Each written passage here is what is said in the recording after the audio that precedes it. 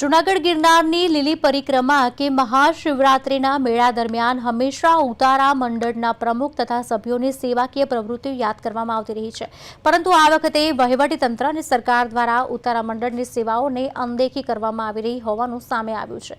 આ મુદ્દે ઉતારા મંડળના પ્રમુખ ભાવેશભાઈ વેકરિયાએ પોતાની પ્રતિક્રિયા આપતા મીડિયા સમક્ષ અસંતોષ વ્યક્ત કર્યો અને તેમની લાગણી વ્યક્ત કરી।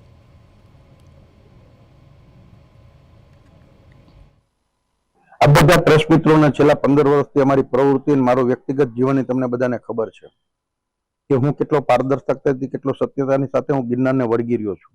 મને ફક્ત મારા ભવનાથ અને ગિરનાર ક્ષેત્રના વિકાસ માટે અને મારા સનાતનીઓને કોઈ કનડગત ન થાય, અવગણતા ન પડે એના માટે હું કામ કરું છું।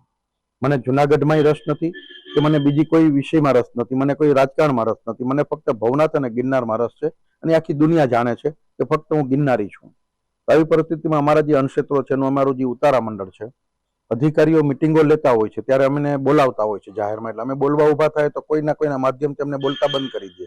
આ ભૂતકાળમાં તમને બધાને ખબર છે। હવે બેન નવો મોડસ ઓપરેન્ડી એ લોકો એવી શરૂ કરી છે કે જાહેરમાં એમ જ કહેવાનું કે ભાવેશભાઈ ચિંતા ન કરતા, તો મેળો કે પરિક્રમાને 24-48 કલાકની વાર હોય એટલે નવા નિયમો ઊભા કરી દે, જેથી કરી મારા અણક્ષેત્રો અંદર સીધું સામાન ન લઈ જઈ શકે, માલ સામાન ન લઈ જઈ શકે, અમારા પાસ નીકળવાના બંધ થઈ જાય, અમારા કાર્યાલય તાત્કાલિક કામ ચાલુ હોય એને રોકાવી દેવામાં આવે અને એનો કોઈ જવાબ પણ ન હોય। અમે રૂબરૂ મળવા જઈએ અધિકારીને, કમિશનરને કે તો એનો કોઈ જવાબ ન હોય।